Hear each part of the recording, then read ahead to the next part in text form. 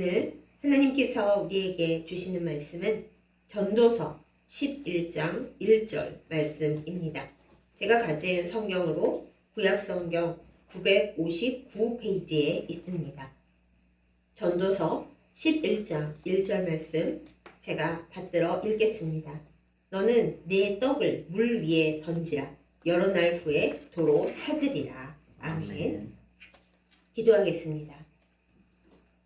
우리에게 모든 것을 주시는 하나님 아버지, 5월의 첫 번째 주일을 맞이하면서 하나님 앞에 예배를 드리고 이 시간 말씀 앞에 앉았습니다. 하나님의 음성을 우리에게 들려주시옵소서. 또한 하나님의 음성을 들을 수 있는 귀를 우리에게 허락하여 주시옵소서. 위하여 하나님의 뜻을 행하고 순종하여 하나님께로부터 오는 모든 복을 받아 누리는 저희들 되게 하여 주옵소서. 예수님의 이름으로 간절히 기도드렸사옵나이다. 아멘. 제가 며칠 전에 꿈을 하나 꾸었습니다. 저 혼자 저수지에 들어갔는데 어깨에 큰 바구니를 둘러매고 있었습니다. 바구니 안에는 빵이 가득히 들어있어서 그야말로 넘칠 지경이었습니다. 제가 조심조심 그 바구니를 어깨에 메고 물가를 걸어가다가 바구니 안에 빵이 하도 많으니까 그 중에 길다란 바게트 빵 한 개가 물속으로 퐁당 빠졌어요. 제가 깜짝 놀랐습니다. 이 바구니 안에 빵을 잘 갖고 있어야 되는데 빵이 물속에 떨어졌으니 이걸 어쩌면 좋나 하면서 그야말로 발을 동동 굴렀어요. 그런데 저수지에 계시던 어떤 분께서 뭘 그걸 가지고 그렇게 신경을 쓰냐고, 저수지 안에 있는 물고기들이 밥으로 먹게 그냥 아무 생각하지 말고 걱정하지도 말고 그대로 가던 길 가라고 이렇게 얘기를 하면서 꿈이 끝났습니다. 제가 꿈을 깨고 일어나서 대체 이 꿈이 뭘까 생각을 하다가 우리 그리스도인들은 그런 꿈이나 또 무슨 말씀을 들으면 하나님의 말씀, 성경에 비추어서 연구를 하고 생각을 하게 되잖아요. 그렇게 하다가 발견하고 다시 한번 생각하게 된 본문이 오늘 이 말씀, 전도서 11장 1절입니다. 우리는 이 전도서의 말씀이 솔로몬 왕이 혼자 다 창작한 줄로 아는데 사실은 그렇지 않습니다. 그 시절에 그 이스라엘 나라 그리고 주변의 나라들에 많이 내려오고 있는 속담이나 격언들을 솔로몬 왕이 새롭게 해석하면서 넣은 이야기가 많다고 해요. 오늘 말씀도 마찬가지입니다. 고대 근동에는 이런 속담이 있었답니다. 선행을 하라. 그리고 내 떡을 물에 던져라. 그러면 좀 지나서 보상이 올 것이다. 오늘 말씀하고 굉장히 비슷하지 않습니까? 그리고 이 이야기에 곁들여져 있는 실제 실화라고 하기엔 우리가 확인할 수 없지만 하여튼 진짜 있었던 일이라고 생각되는 그런 이야기가 전해온대요. 옛날에 어떤 왕의 하나밖에 없는 아들, 왕자가 물가에서 수영을 하고 놀다가 그만 급류에 휩쓸려서 실종이 됐답니다. 주변을 아무리 찾아 헤매도 왕자를 찾을 수가 없었어요. 왕이 얼마나 슬펐겠습니까? 그래서 포기를 하는 듯 하면서도 아니야, 그래도 혹시 어디 살아있을지 모른다 하면서 수색 범위를 넓혀서 멀리까지 찾았답니다. 그런데 한 열흘쯤 지난 후에 정말 멀리 떨어진 인적이 거의 없는 물가의 바위 위에 왕자가 살아있는 것을 발견을 하게 되었대요. 오랫동안 굶었을 텐데 어떻게 이렇게 잘 살아있나 하고 왕과 신하들이 물어봤더니 왕자가 대답을 했더랍니다. 이 바위에 간신히 올라와서 앉아있는데 아침 저녁으로 가죽 주머니가 하나 떠내려 오더래요. 그래서 가죽 주머니에 뭐가 들었을까 하고 손을 뻗어서 건져봤더니 그 가죽 주머니 안에 빵이 들어있더랍니다. 그렇게 아침 저녁으로 매일 가죽 주머니가 흘러내려오고 또 그 안에 빵이 들어있으니까 그걸 먹고 견뎠고 생존했다라는 것이죠. 그 이야기를 들은 왕이 누가 아침 저녁으로 가죽 주머니에 빵을 담아서 흘려보냈나 하고 알아보고 그렇게 한 사람에게 큰 상을 내렸답니다. 그게 이 이야기와 이 격언의 중심이 되는 거죠. 우리는 하나님께로부터 생명을 비롯해서 많은 것을 받았습니다. 달란트 비유에 보면 달란트를 많이 받은 사람은 5달란트 받기도 했고 아무리 달란트가 없더라도 최소한 하나님 앞에 1달란트는 받았죠. 우리가 받아 누리고 있는 이 생명의 시간, 또 우리가 가지고 있는 손발로 할 수 있는 많은 것들, 비록 장애인이라 하더라도 뭔가 이 세상에 할 수는 있도록 살아있는 한 무엇인가는 세상에 기여할 수 있도록 그렇게 하나님께서 우리를 만들어서 이 세상에 보내주셨습니다. 그런데 우리가 우리의 죄와 악과 또 여러 가지 우리 마음속에 있는 열등감 등등으로 하나님께서 우리에게 주신 것들을 별로 귀하게 여기지 않을 뿐더러 이것을 아무런 대가 없이 보상을 기대하지 않고 남들에게 나누는 것을 별로 좋아하지 않습니다. 우리는 남들에게 뭔가를 줄 때 항상 대가와 보상을 기대를 합니다. 심지어 오늘 성경에 있는 이 말씀 전도서 11장 1절 말씀조차도 그냥 물 위에 내 떡을 던지라 하나님께서 기뻐하시리라 이렇게 끝날 수도 있으련만 그렇지 않잖아요. 여러 날 후에 도로 찾는다고 하잖아요. 성경에도 이렇게 적혀 있을 정도니 이 세상에 보통 사람들이 얼마나 뭔가를 할 때, 특별히 남들을 위해 뭔가를 할 때 기대하는 것이 많겠나 이런 생각을 우리가 할 수밖에 없습니다.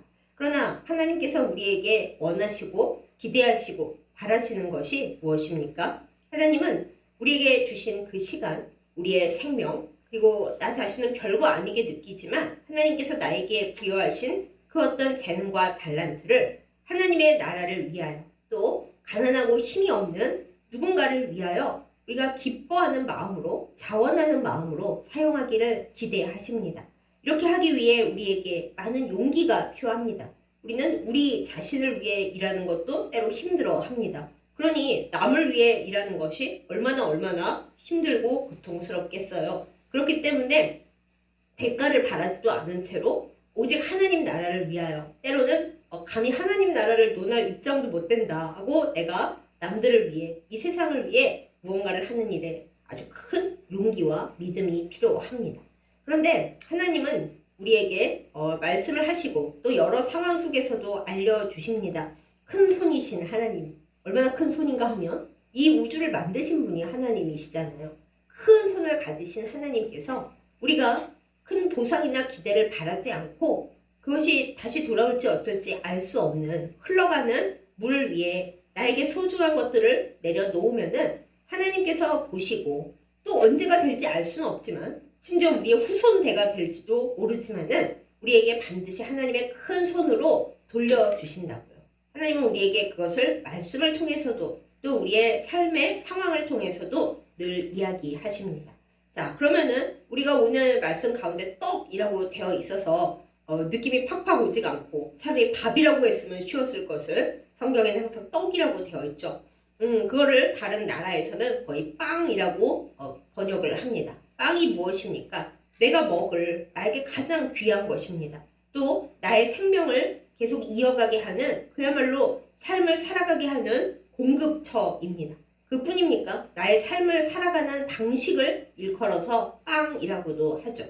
그 빵을 하나님의 말씀과 하나님을 믿는 믿음 가운데에서 남들에게 나누어 주는 것이 바로 하나님을 사랑하고 이웃을 사랑하며 하나님 앞에 기쁨으로 감사로 살아가는 삶의 태도입니다.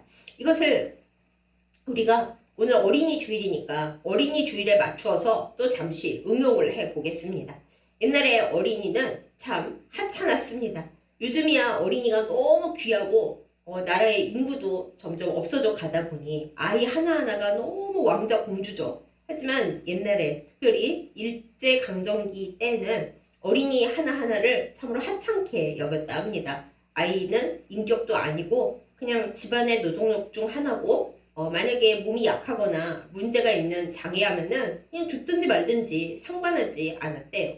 그런데 방정환 선생님께서 이 상황을 보면서 생각을 했답니다. 이 어린 아이들이 우리의 미래인데 아이들을 이렇게 하찮게 여기고 욕을 애를 부를 때 보통 우리가 무슨 새끼 하면서 부르면서 하잖아요. 그런 상황이 이래서는 안 되겠다 하고 생각을 하고서 어린이라고 하는 잡지를 만들었습니다. 그 이전에는 어린이라는 표현이 아예 없었고 애를 낮잡아서 하는 그런 표현들만 있었던 거죠. 그래서 방정환 선생님이 어린이라고 하는 잡지를 만들면서 어린 아이가 우리의 미래다. 아주 소중하다. 그러면서 1922년에는 아예 어린이날을 만들었죠. 참고로 그때는 5월 5일이 아니고 5월 1일이었답니다. 그리고 우리나라에서 세계 최초로 어린이날을 만들었대요. 참 독특하죠?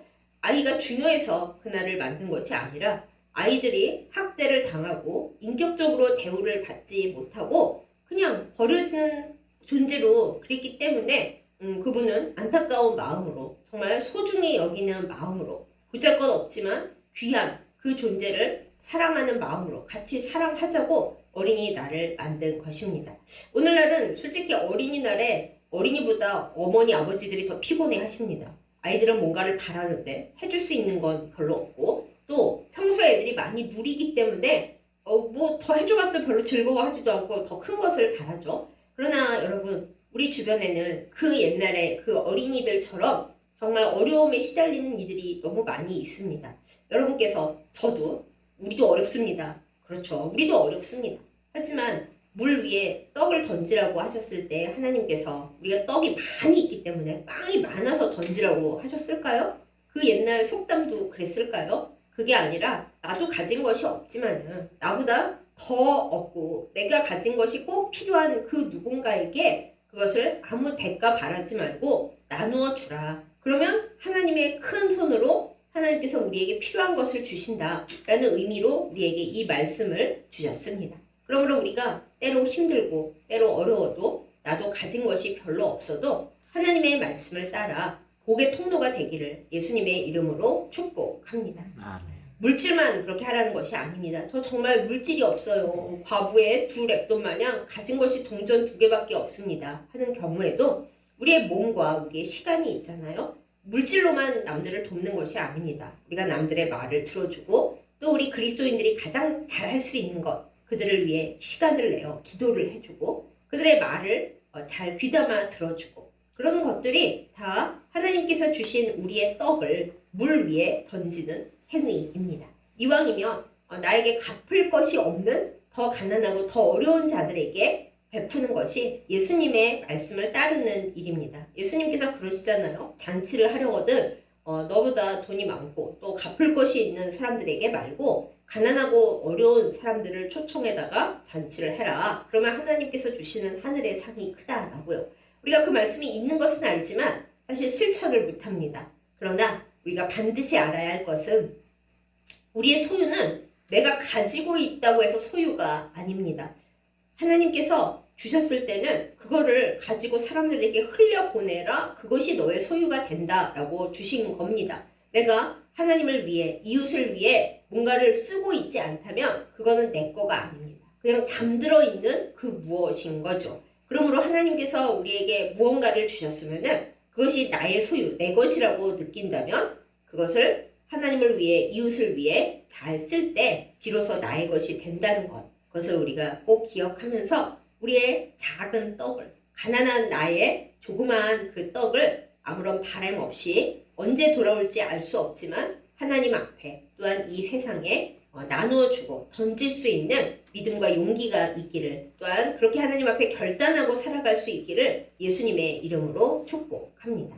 많은 경우 이 전도서 11장 1절 말씀 전하는 일이 여기서 딱 끝나요. 우리가 열심히 하면 또 대가 없이 남들을 섬기고 내 것을 나누면 하나님께서 복 주신다. 여기서 딱 끝납니다. 그런데 제가 그 꿈을 꾸고 나서 이 말씀을 읽고 연구를 하다가 하나님께서 하나 더 이야기를 주셨습니다. 이 떡이 빵이 여기만 나오는 게 아니에요. 우리가 요한복음 6장 35절 말씀을 보면 예수님께서 스스로를 가리켜서 나는 생명의 떡이다 라고 말씀을 하셨습니다. 하늘에서부터 내려온 생명의 떡이라고 하셨죠.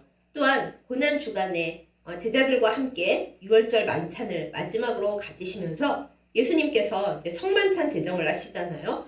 빵을 들어서 쭉 찢으십니다. 찢으시면서 말씀하시죠. 이것은 너희를 위해서 찢어주는 내 몸이다. 이렇게 말씀을 하셨어요. 그래서 여기서 우리는 알게 됩니다. 아, 예수님께서 정말 아무것도 없는 사람에게도 빵이 되시는구나. 생명의 떡이 되시는구나. 심지어 십자가 위에서 그 몸을 찢어 가시면서 그것을 우리에게 먹이셨구나. 그래서 우리에게 생명이 있고 영생이 있게 되었구나. 이것을 우리가 새삼 원래 알고 있지만 다시 한번 발견하고 생각하게 되는 거죠. 사랑하는 여러분, 하나님께서 우리에게 내 떡을 물 위에 던지라 그러시잖아요. 우리가 복음적으로 생각해 보면 우리가 아무리 가난해도 예수님을 믿고 있기 때문에 예수님이라고 하는 생명의 떡이 늘 우리의 손에 있는 거잖아요. 우리는 그 생명의 떡을 나만 갖고 있을 것이 아니라 그 생명의 떡을 못 가지고 있는, 정말 영적으로 굶주리고 세상에서 고통받으면서도 당최 주님을 알지 못하고 생명의 떡을 한 조각도 갖고 있지 못한 그 누군가에게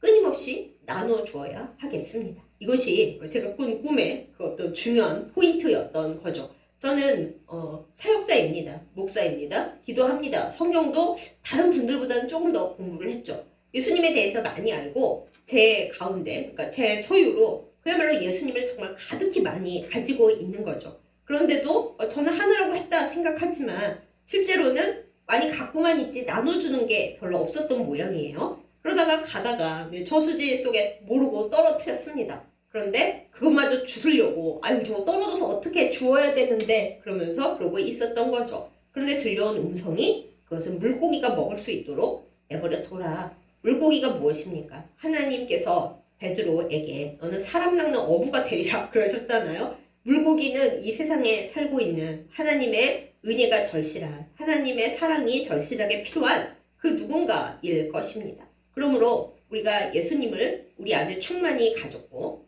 기도를 할 수 있고 주님과 교제하고 그리고 성령을 충만히 받았으면 내 삶만 어떻게 좋게 하려고, 내 교회만 어떻게 좋게 하려고 노력할 것이 아니라 남들에게는 안 줘 이렇게 붙들고 있을 것이 아니라 이 세상에 나와 아무런 이해관계가 없는 사람들에게라도 혹은 내가 복음을 전할 때 오히려 나를 욕하고 핍박하고 괴롭히는 사람에게라도 남김없이 나누어 줘야 한다는 말씀을 하나님께서 우리에게 주시는 것이죠. 이 복음의 말씀으로 우리가 전도서 11장 1절 말씀을 다시 해석한다면 우리가 가지고 있는 하나님께서 우리에게 주신 생명의 떡이신 예수 그리스도를, 그 예수 그리스도의 사랑과 그 은혜와 우리에게 생명 주심을 이 세상에 남들이 나에게 대가를 줄지 안 줄지 어떤 핍박을 줄지 알 수 없는 이 물 위에 흘러가는 이 세상의 시간 위에 예수 그리스도를 나누어 주라라는 것입니다. 그들이 잘 받으면 너무 좋고 받지 않더라도 낙심하지 말라는 것이죠. 그렇게 하면 그렇게 복음의 씨앗을 뿌리고 내가 소유하고 있는 가장 귀하고 소중한 정말 나에게 가장 귀한 그분, 생명의 떡이신, 생명의 빵이신 예수 그리스도를 그렇게 사람들에게 나누어 주고 아무것도 바라지 않으면 여러 날 후에 하나님께서 생각하시는 그 어떤 시간에 그들도 구원을 받고 또한 우리도 하나님께로부터 전도하는 자에게 주시는 그 큰 상을 받을 것이라는 약속의 말씀입니다. 이런 식으로 구약과 신약이 다시 한번 또 연결되고 합쳐지는 거죠. 사랑하는 여러분, 여러분과 저는 이렇게 생명의 떡이신 예수님을 그야말로 십자가 위에서 몸을 찢으신 예수님을 우리 안에 잘 가지고 있습니다. 그런데 한 가지 생각해 볼 것은 우리가 정말로 예수님을 생명의 떡으로 우리에게 가장 귀중한 삶의 방식이자 나의 생명이자 내가 가진 최고의 것으로 정말 생각하고 있고 기뻐하고 감사하고 남에게 나눠주려고 생각하고 있느냐 하는 것입니다. 제가 저 자신을 생각해 볼 때 나눠주려는 마음이 부족한 것 같습니다. 제가 알고 있는 교회 안의 사람들, 하나님을 믿고 예수 그리스도를 영접한 이 구원받은 이들의 그 틀 안에서는 그래도 좀 나누자고 하지만은 그러나 대가를 기대하지 않고 어쩌면 모욕을 주는 이 세상을 향해서 정말 내가 가장 사랑하는 나에게 가장 귀한 소유가 되시는 나의 삶의 방식이 되어 가시는 예수님을 과연 잘 전하려고 애쓰고 있는가, 기쁘게 나누려고 하고 있는가? 저도 부끄럽더라고요. 여러분도 이 말씀 앞에서 한번 우리 자신을 돌아보며 기도할 수 있기를 원합니다. 주님, 제가 생명의 떡이신 나에게 가장 소중한 예수님을 정말 그렇게 나의 생명이라 생각하고 내가 가진 것 중 가장 귀하다고 생각하고 세상 모든 것을 다 빼앗길지언정 이것만은 빼앗길 수도 없고 빼앗겨서도 안 되고 그리고 빼앗아갈 자도 없도다. 이렇게 주님을 찬양하고 좋아하고 있습니까?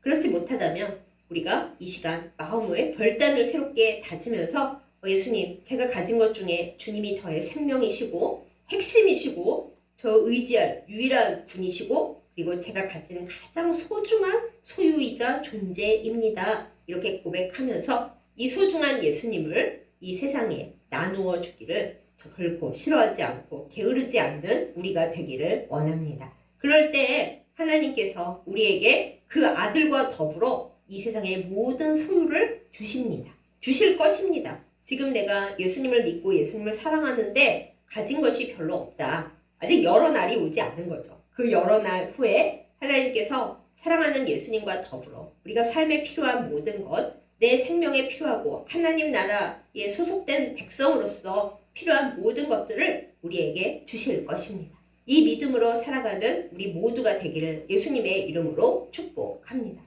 내 빵이 물속에 빠지면 받을 사람이 있는 거구나. 먹어야 할 물고기가 있는 거구나 하고 우리가 아까워하지 마십시다. 그것이 우리의 물질이든 우리의 시간이든 우리의 얼마 안 되지만 그래도 사용될 수 있는 달란트이든 나의 헌신이든 아까워하지 말고 이것이 꼭 필요한 사람이 있고 하나님께서 여러 날 이후를 내다보고 계시는구나 생각하면서 기뻐하고 감사하면서 그것을 나눌 수 있는 우리가 되십시다.